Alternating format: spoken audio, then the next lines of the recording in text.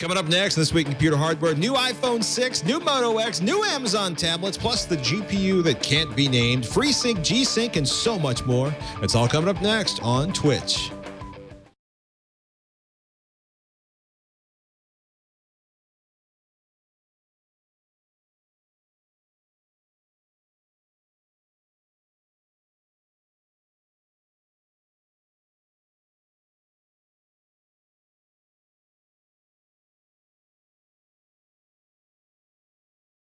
This is Twitch, This Week in Computer Hardware, episode 285, recorded September 18th, 2014. Good phone, bad phone, and so many monitors. Welcome to Twitch, This Week in Computer Hardware, Twitch weekly show that aims to bring you the most useful, most informative, most helpful, most delightful, and darn tootiness, the most value-oriented gaming and personal productivity, computer hardware, tablet, desktop, laptop information on the planet. Whatever that means. Ryan, are you there, sir? I am still here, indeed. I think the background behind me is orange today for some reason. I don't know. I don't set this stuff up, but we're celebrating fall. Maybe it's getting, maybe time for Halloween and stuff. I thought it was your mood wall behind you, and that was reflecting your benchmarking. An announcement we may or may not be able to discuss later in the show, but I'll give you a hint. It does involve Ryan's impending nuptials. I'll tell my wife iPhone. Yeah, yeah. Wait a minute. She doesn't watch this, does she? The iPhone 6 shipped. Basically, the iPhone 6 reviews hit like 6 o'clock Tuesday night. The iPhone 6 is hurtling around the surface of the planet or through the air above the surface of the planet. In any case, Friday morning, everybody who ordered iPhones early enough gets their iPhones. Apparently, they're turning out, Foxconn's turning out like 540,000 new iPhones a day. There's at least 2 coming into our office tomorrow for some of my coworkers. Short answer, bigger, better, faster, more. I don't know what else to say, but so far I have not seen anyone upset with anything about the new iPhone, except maybe that they have to get used to the new sizes. Well, what do you think about the fact that ordering a 6 Plus was so much more difficult than ordering a 6? Do you think it was a miscalculation on their part on demand, or do you think it was, well, I don't know what else to say. Like, yes. Okay. No, it's a really interesting thought, right? Because Apple's actually pretty good with forecasting, at least by all known rumors. They have incredibly deep supply lines.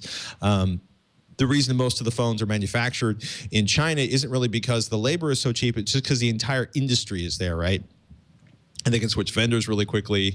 I think they probably thought, man, most people are going to go for the 5.5 inch, the 6. And the 6 Plus is going to be the fringe cases. And I think a lot of people who have been, playing around with LG G3s and the Note 4s and the Note 3s and the Note 2s that belong to their friends are looking at that new phone and thinking, I want all of the screen. And also, you got to remember the population using the iPhone is aging. So the idea of a bigger screen that might not make you want to go like this when you're looking at it. And I'm rapidly entering that phase.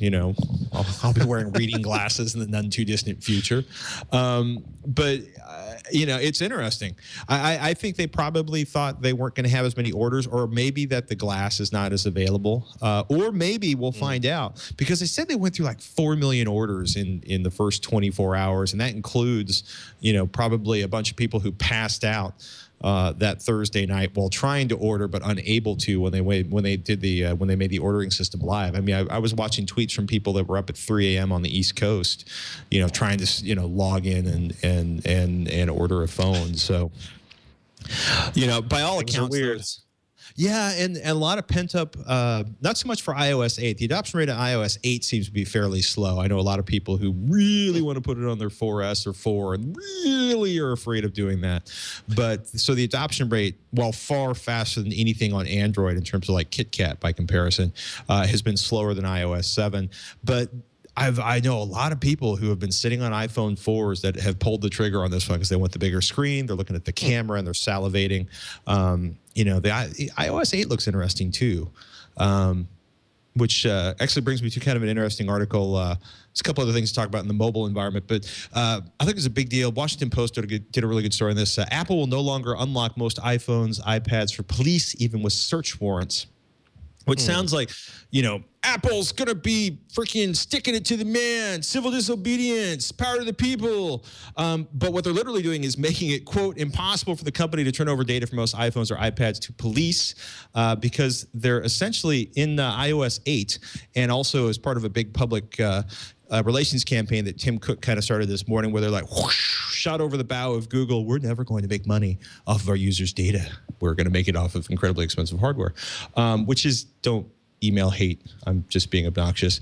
But essentially, Apple, quote, reworked its latest encryption in a way that prevents the company or anyone but the device's owner from gaining access to the user data stored on the smartphone or tablet. So essentially, they're encrypting the device automatically when a pass is put in place. Another good article from the Washington Post kind of follows up. Newest Androids will join iPhones in offering default encryption blocking police.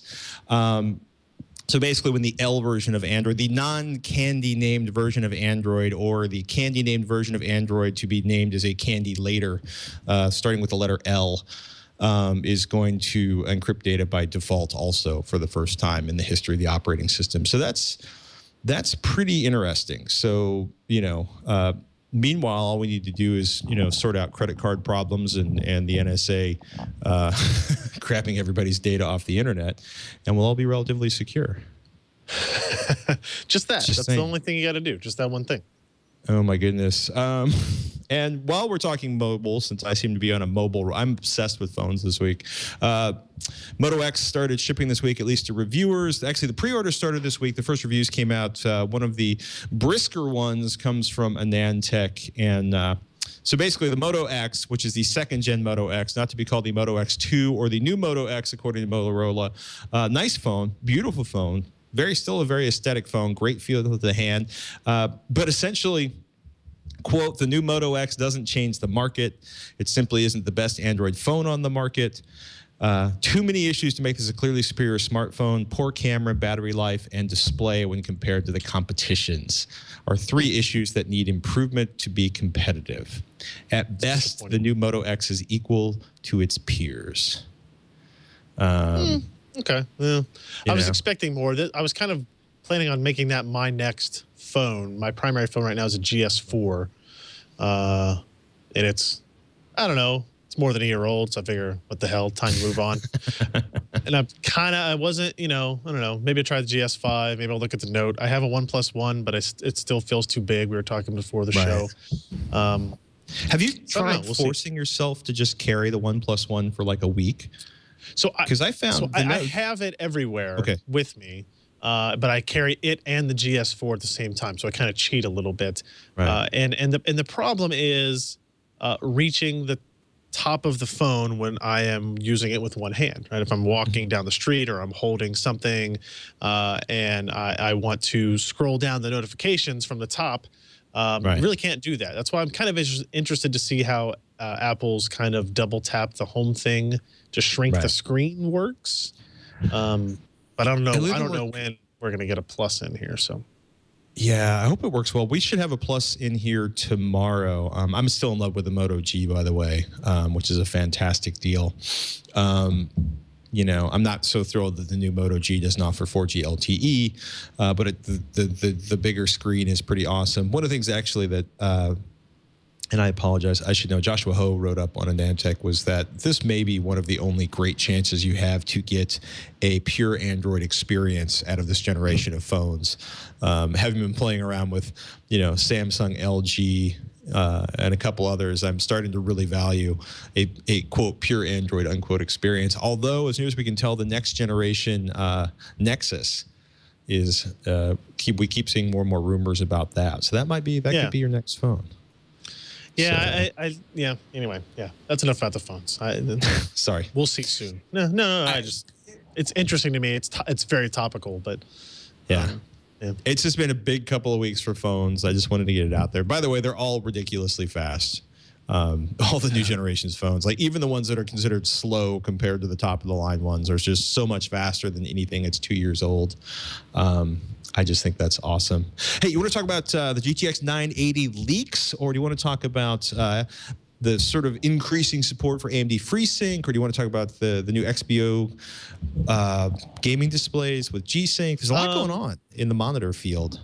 So let me say this about the GTX 980 leaks. Okay. If you're watching this live, like check back in an hour. If you're listening to this after the fact, we shouldn't even really talk about it because by the time this is out, like all of the actual details will be available. So it launches tonight as we record this. So by the time this is distributed, you'll be able to go to, you can go to PCPer.com or other places and you'll see my review of the GTX 980 and the 970 then. So that's probably all. I really can't say much more than that anyway. So I just wanted, because we're going to get a lot of questions. Why didn't you talk about this? And now people know. Well, let's talk about FreeSync. There's three display component vendors. That's not actually 3 different display manufacturers. Yeah. So, today NVIDIA is having like a 24-hour live stream. And part of that is, they're launching a new product. I'm sure they'll talk about G-Sync. They'll talk about GameWorks. They'll talk about all the stuff that they would normally talk about. As we're getting ready to see the release of a second G-Sync monitor, I actually got that Samsung 4K G-Sync monitor in yesterday. Just haven't had a chance to open it up yet. AMD is starting to feel a little bit more pressure about supporting FreeSync and when is that going to be available and who's going to support it. So they put out a press release today talking about MStar, Novatech, and Realtek, 3 vendors of scaler units for these displays. So these are the guys that actually make the logic that goes inside the panel that converts your input into the display output, if you will. And they have apparently announced support for AMD's FreeSync, specifically in their Q1 2015 line of monitors. So in my mind, that is a Q1 2015 line of scalers. And I do not know, I'm not familiar enough with the monitor industry to tell you how long it takes to go from scaler integration to monitor integration to actually for sale. So that's kind of the thing that's still up in the air. They're saying 1080p support, 1440p support, up to 144 hertz, and then 4K displays up to 60 hertz. So essentially, they're kind of mirroring the same monitor technologies and support that NVIDIA G-Sync has today, which is not really a surprise. It's kind of just limited by whatever monitor technology is out there. And they, AMD and partners, quote, intend to reveal displays via a media review program in Q1, which is interesting because I was under the understanding, I was told many, many times that I would have an AMD FreeSync prototype monitor this month, essentially. So that is not Q1. So we'll see. I don't know. He waits with bated breath. Not, however, waiting for... Actually, I guess you are still waiting. This is an announcement that didn't arrive in the shop. The XPO series gaming displays from, well, Acer. G-Sync on both, 4K on one, 28-inch 4K G-Sync display, the Acer XB280HK. And yes, I am reading that off a script. $799 US, $850 Canadian. XB270H is a 27-inch 1080p display, also with G-Sync support, selling for $600. Still a premium on the G-Sync monitors, to use a gracious word. That is the the 4K monitor there is the one that showed up yesterday, but I literally haven't taken out of the box yet. So that's probably what I'm going to try to do tomorrow is take that out, hook it up to that GTX 980 and start playing around. I don't know what I'm going to have time to do in one day, but we'll see. What GTX 980? The GTX 980s that are, I don't know, Jensen's on stage now in the live stream. He could be saying all kinds of things about the products. I don't really know. So, one nice thing about whatever. Okay, I'm sorry. I wasn't sure if we were getting in trouble there. No. Yeah, I do like the fact that that 27-inch 1080p monitor is running at 144 hertz. I'm very curious to see it and that 4K, right? So the Acer's releasing a 1080p and the 4K. The 1080p will be the least expensive. The 4K is going to be the interesting debate is it's $799, which is the exact same price as the ROG Swift G-Sync monitor that is 25 by 14, 144 hertz. So you're going to choose for the same price 144 hertz on a 25 by 14 monitor or 60 hertz on a 4K monitor, both with G-Sync. So just kind of have to see, again, that's why I'm eager to hook it up tomorrow and kind of see what the panel looks like itself, the color, how accurate the color is, what the viewing angles are like. And then, G-Sync, I think, should just work as I expect it to. So we'll see. That would be nice. Yeah. Can a heavily overclocked Asus Strix GTX 750 Ti overclock beat an R9 270? Jeremy wrote the summary on this one for PC Per. It's a hard OCP roundup, where essentially they're looking at the Asus, one of their direct copper, direct CU2 cooling devices. Quote, not only improves the temperatures on the card, that's a 750 Ti, but also reduces the noise produced by the fans. This is a good thing.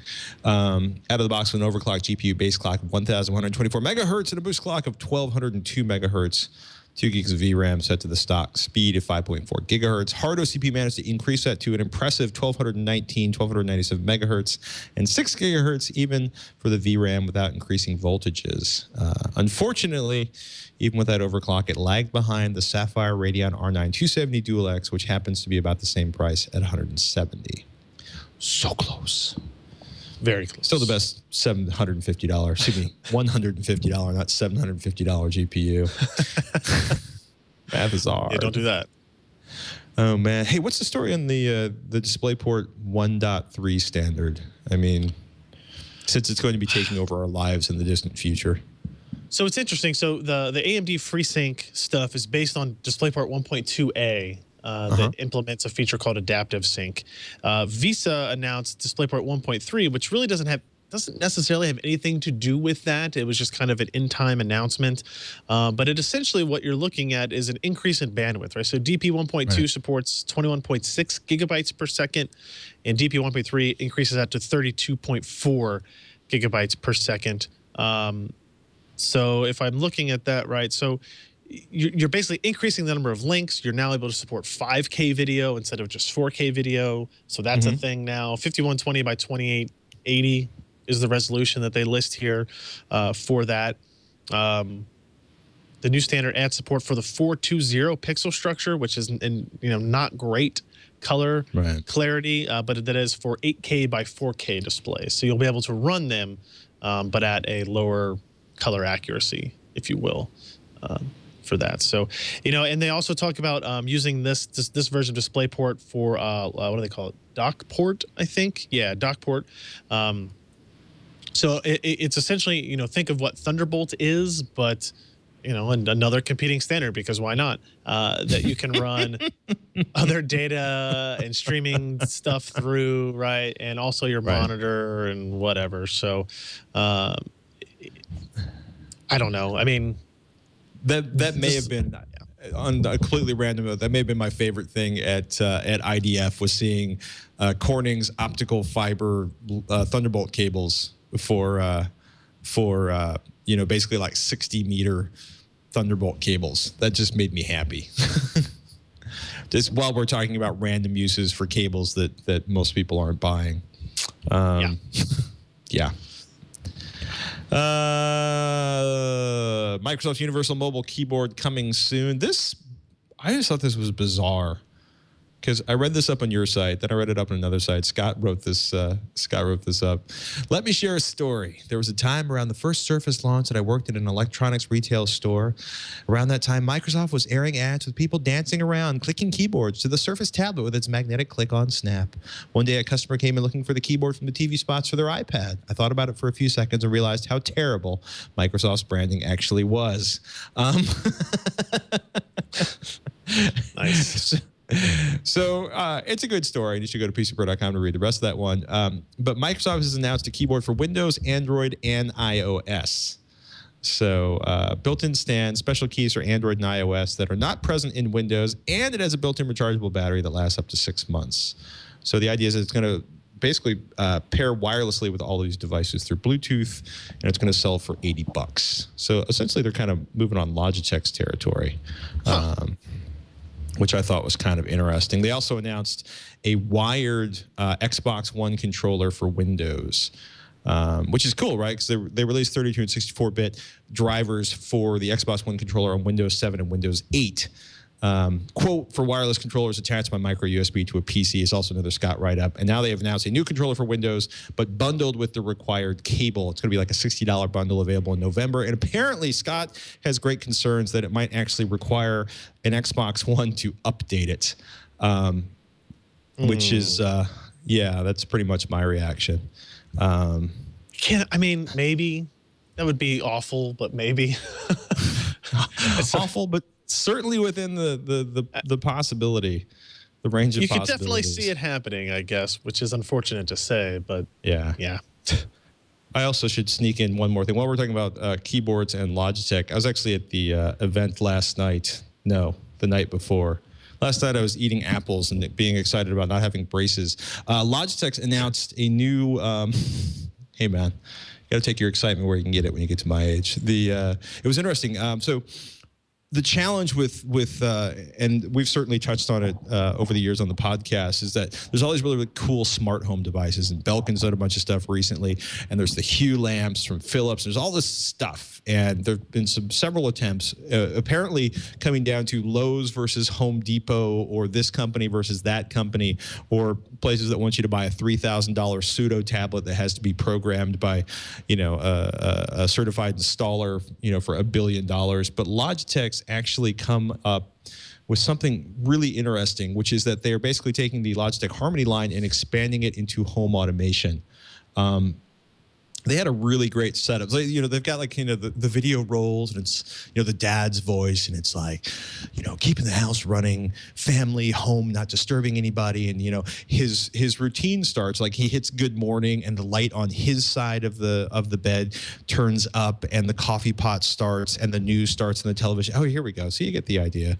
But, Logitech's always been really, really good about creating activities that made sense. I want to watch a Blu-ray, so it turns the television to the Blu-ray input and turns the Blu-ray player on and sets the AVR to the right settings. So this is Date Night with Amy, which is doing all sorts of exciting stuff. But what was interesting about this is they have a bunch of really good partners in on this. And in December, they're going to have an additional hub that allows it to communicate with not just Bluetooth, not just Wi-Fi, but with Zigbee and Z-Wave devices. And the price is really, really good. iOS available, Android available. I was pretty excited about this, and it looks like they'll be offering through some of their partners trade-in. So if you have an existing Harmony remote, you can get like $100 off one of the new remote systems. Huh. So, and if you haven't seen the last round of Harmony remotes, the new Universal Hub that came out, which is not the one that controls everything in your house, like your Lutron blinds and the wireless light switches and all that good stuff. But it does. They basically, one of the big advances is, you see it there on the right, they have iOS and Android applications that control the smart hub. So if you have your phone, you have the ability to control your home theater system, and now all of your home control systems. So I was pretty stoked about that. And for the most part, everything actually worked in the demo, which is always an awesome and exciting moment when you see somebody working with something fairly complicated with a lot of moving parts. But yeah, I thought it was interesting, like blinds, locks, Philips Hue lights, August smart locks, Nest, Honeywell thermostats, Smart Things, and PEX smart home automation platforms, Apple TV, Roku, Sonos, Xbox One, 360, PlayStation 3, Wii. It's pretty, it's pretty interesting. They were obviously working really, really hard on getting partners and making the platform as open as possible, and including things like, because there was, in the video they showed us a shot where it was like, there's like the remote, and then all of a sudden, they're racking the focus, and a Sonos is in frame, and then it goes to the window outside where the blind is going up, and I'm like, wait, you guys put a Sonos in there? Like, yeah, we've embedded the Sonos controller inside of the Harmony remote app, which, if you've ever dealt with switching between multiple apps on your phone to control different things in your house, is a really big deal. Yeah. So I'm excited. But actually I don't get excited that easily anymore. But this was their stuff usually works, which makes me really happy. And that's the insane, that big block of color you saw back there was the ability, if you've never played around with the Hue lighting system, you can basically make the light pink or purple or orange or blue or green or whatever makes you happy and weirds out the neighbors. But yeah, I'm excited for Logitech. Harmony home automation, man, it's going to be awesome. And we got that in for testing. So now I'm trying to get like some blinds and stuff in for testing. Yeah. Also, we actually have Creative's Sound Blaster Roar 20, and I want to say I hate reviewing wireless Bluetooth speakers. I actually have enjoyed reviewing this one. That's all I'm going to say about that. Huh. All right. 390X AMD R9. The rumors are that it is liquid cooled. Do we care? Does the world need a liquid-cooled card from the factory? Is that a sign that they are chewing up that many watts every time they move your pixels around the screen? So it's, I don't know, it's weird. Do we care that it's liquid cooled? Maybe we care because it's maybe indicative of a bad trend, right? If they have to water cool it. Now, see, we had this discussion last night. If it's something where it exists in an air cooled fashion and then you have a like much higher clocked water cooled version that is, you know, secondary and it sells for a higher price and it's, you know, those types of things happen already. But when it comes in its default state that way, you have these kind of preset notions of what the power consumption is going to be like, what the heat's going to be like, how throttling might work, and that's not where you want to be, right? So AMD did that with the 295 X2. It was a custom water cooled card, but that was, I think, a special case because you were using 2 GPUs in a 2-slot design, right? I thought it was actually kind of interesting. It looks like the picture looks like the same design as the 295 X2. If it turns out to be true, could be interesting. I don't know. Sometimes if you see the competition and you have to compete in a certain environment, you have to make changes and do things in a different way. So it could be interesting. It could be interesting. I hope so. Me too. I should also point out, lest I get scolded by Logitech, that is the Harmony Living Home by Logitech. I just want to get that out there. Also, we should point out, although I don't think I'm allowed to talk about mobile stuff anymore in this episode, Amazon dropped like an entire new lineup of tablets today. They also dropped the price of the Amazon Fire Phone by like 30% last week. But a $99 tablet, the Fire HD Kids Edition, quote, if they break it, we'll replace it, no questions asked, for $150. It seems crazy, doesn't it? The HDX 8.9, which the speed boost and it's lighter, $379. The Kindles get in touch for $79. Then they have this crazy $200 Kindle Voyage, excuse me, $199 Kindle Voyage for people who need more e-reader, which actually I think may be the coolest announcement there, that they're selling enough e-readers that they think they can actually sell a $199 e-reader. But yeah, it's I'm fascinated. I don't know. So go ahead. I was going to say something else. Going down different topic. I don't know if you missed it on purpose or missed over it. The Micron M600 SATA SSD announcement. Did you see that? I was going to wrap on the most exciting things. Oh, I'm sorry. I was getting all the junk out of the way. No. All right. No. Well, now we got to talk about it because I screwed it up. M600 SATA SSD. Yeah. So here's what's interesting. We don't have a review of it transition yet. Ever. Sorry. Skype makes this difficult, more difficult than it should be. So it's an announcement, not a review. So we don't have like actual data behind it yet. But the idea is, if you remember, the Samsung 840 EVO had a small SLC cache, and then the rest of the drive was TLC. And the relation between SLC and MLC flash memory is actually kind of interesting. Apparently, what Micron has been able to do is have flash that can operate in both modes, and it can change it dynamically. So basically, what SLC gives you is much improved write speeds. Read speeds are fundamentally the same, but write speeds are much faster with single-level cell flash.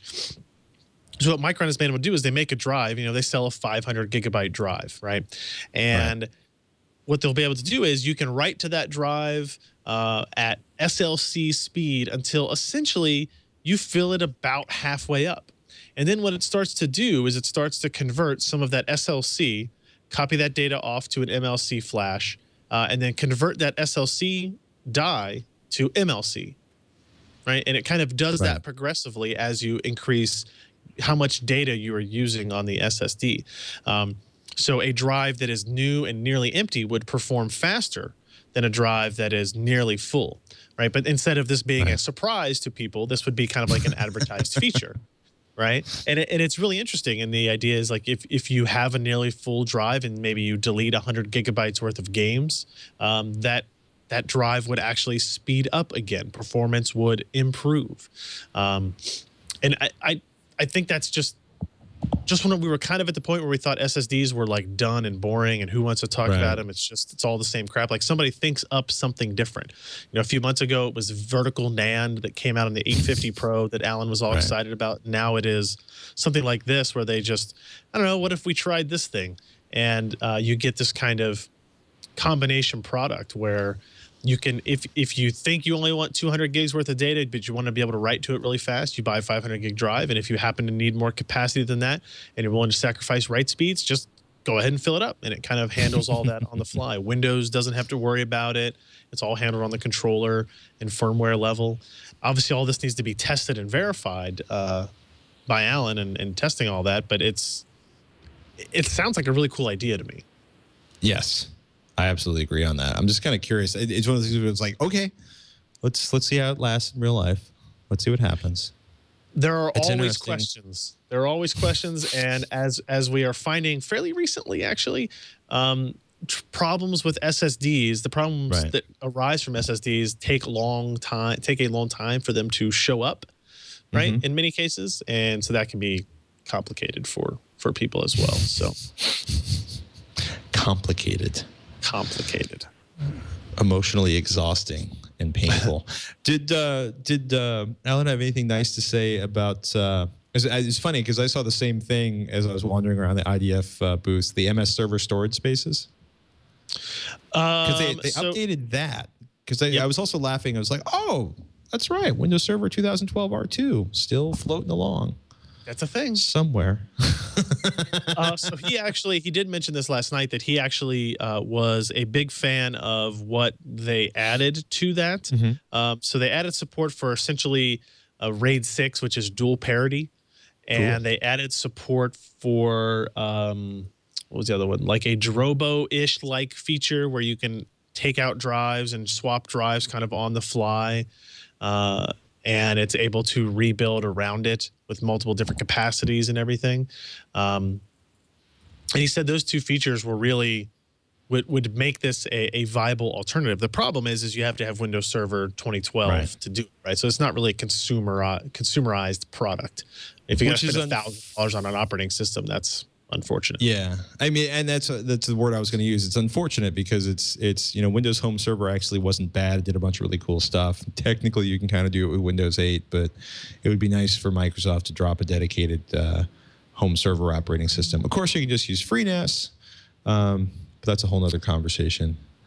But it's maybe with Windows 9 we'll see that in there in like the consumer version, because the consumer version does have a storage spaces, but it's more limited than that. So true, but it's still there. Oh my goodness. Twitch at twitch.tv is the email address. We're going to do one fast. Actually, we're going to do one fast question before we turn Ryan loose, and he can do battle with whatever he's doing battle with. It goes live at PCPro.com. It will be live on PCPro.com by the time you download and listen to this podcast. But it is one of my favorite questions of all time. Email from Kevin about PS2 ports. Dear Patrick, Ryan, or potentially Alan or Josh, I've noticed some of the new X99 motherboards include PS2 ports. What is the motivation behind keeping the legacy connection? I haven't seen a mouse or a keyboard that hasn't been powered by USB in ages. And speaking of USB, if 3.0 is backwards compatible, why include 2.0 ports?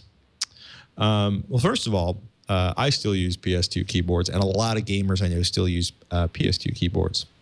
We could also point out that one of the reasons you also find VGA ports on motherboards and laptops, especially from large commercial vendors, is because large 80,000. If you're running, say, General Motors, and you have 80,000 clients spread around the planet, and you have, say, 3,000, 600, 1,000 conference rooms across all of your different places, and they're all wired with VGA to the projectors or whatever that's in there, you're probably not going to spend several $1 million upgrading the projectors. You don't want to upgrade just so they will be compatible with HDMI ports or DVI or whatever the flavor of that particular time and space is. So they keep doing VGA on commercial laptops.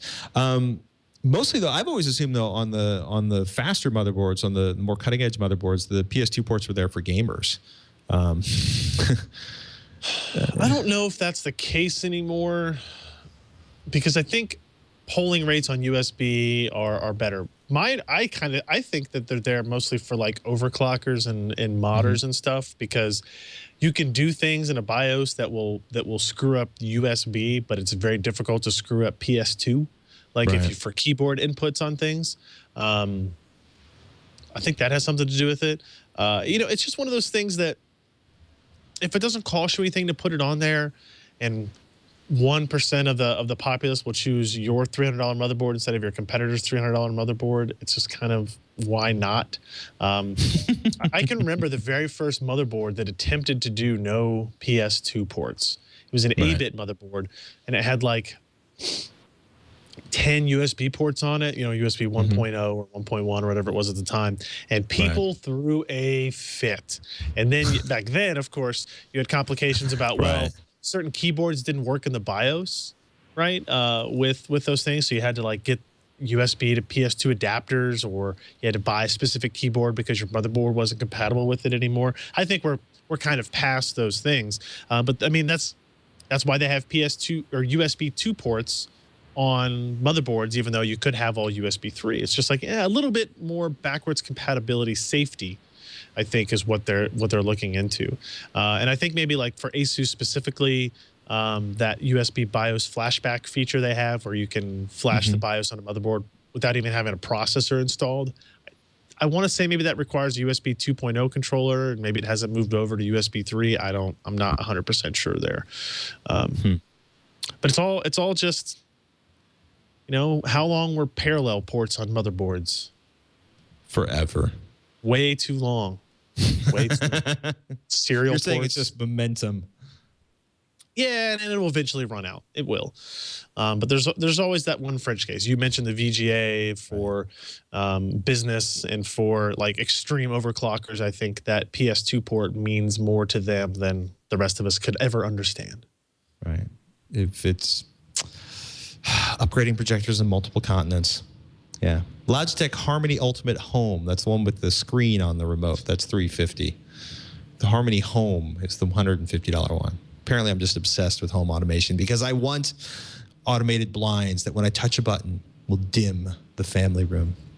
It's exciting. Nice. Dude, PCPro.com is the place to find Ryan Shrout at Ryan Shrout on the Twitter. I'm at Patrick Norton, and you can find my work during the daytime at Techzilla or Die Tryin'. And we want to thank you both for listening. And we're going to kick y'all out of the house because Ryan's got to go do the job. And I'm Patrick Norton. I'm Ryan Shrout. We'll see you next week on Twitch.